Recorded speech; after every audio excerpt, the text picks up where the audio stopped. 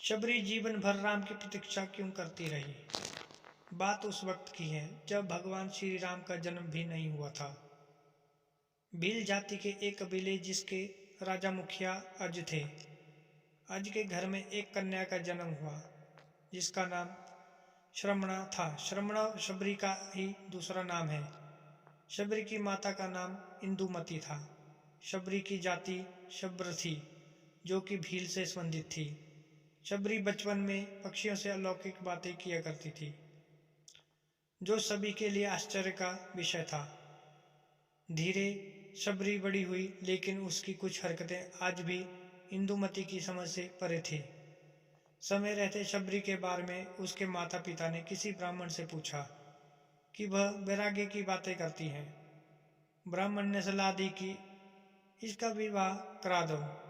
राजा अज और भील रानी इंदुमती ने शबरी के विवाह के लिए एक बाड़े में पशु पक्षियों को जमा कर दिए। फिर जब इंदुमती शबरी के बाल बना रही थी तो शबरी ने पूछा कि माँ हमारे बाड़े में इतने पशु पक्षी क्यों हैं। तब इंदुमती बताती है ये तुम्हारे विवाह की दावत के लिए है। तुम्हारे विवाह के दिन इन पशु पक्षियों का विशाल भोज तैयार किया जाएगा। शबरी श्रमणा को यह बात कुछ ठीक नहीं लगी। मेरे विवाह के लिए इतने जीवों का बलिदान नहीं दे दूंगी। अगर विवाह के लिए इतने जीवों की बलि दी जाएगी तो मैं विवाह ही नहीं करूंगी। श्रमणा ने रात्रि में सभी पशु पक्षियों को आजाद कर दिया। जब श्रमणा शबरी बाड़े के किवाड़ को खोल रही थी तो उसको किसी ने देख लिया। इस बात से शबरी डर गई।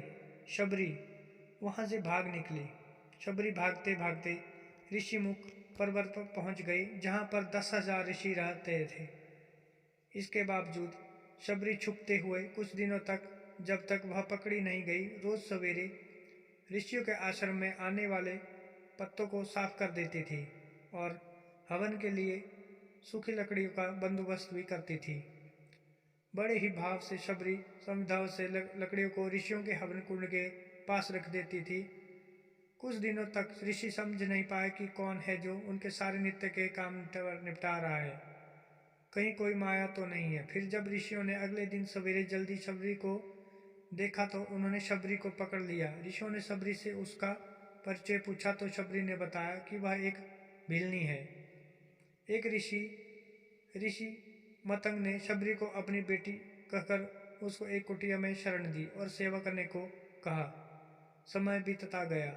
मतंग ऋषि बूढ़े हो गए। मतंग ऋषि ने घोषणा की, अब मैं अपनी देह छोड़ना चाहता हूँ। तब शबरी ने कहा कि एक पिता को मैं वहां पर छोड़कर आई और आज आप भी मुझको छोड़कर जा रहे हैं।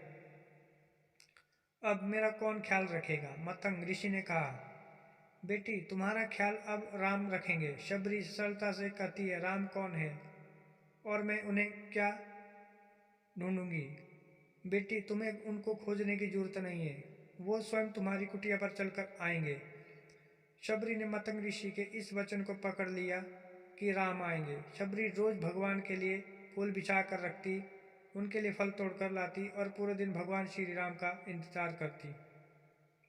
इंतजार करते करते शबरी बूढ़ी होगी लेकिन अब तक राम नहीं आए। फिर एक दिन आ ही गया जब शबरी के वर्षों का इंतजार खत्म होने वाला था। शबरी ने फूल बिछा कर रखे थे। आते जाते लोगों को मना कर रही थी कि इस फूल पर भगवान चलेंगे। शबरी श्री राम के लिए बैर तोड़कर लाई थी, यह निश्चित करने के लिए कि बैर मीठे हैं या खट्टे। शबरी ने बैर को चखकर उनको जूठे कर दिए। जब भगवान श्री राम आए तो शबरी एक पत्थर के आसन पर बैठी थी। शबरी ने पहली नजर में भगवान को पहचान लिया। कुटिया में लक्ष्मण संग आए श्री राम। जीवन भर राम की प्रतीक्षा में बैठी शबरी की मुराद आखिरी पूरी हुई। वन में माता सीता को ढूंढते हुए श्री राम और लक्ष्मण शबरी की कुटिया में पहुंचे। जब शबरी ने श्री राम को देखा तो आंखों से आंसू बहने लगे और वे उनके चरणों से लिपट गई।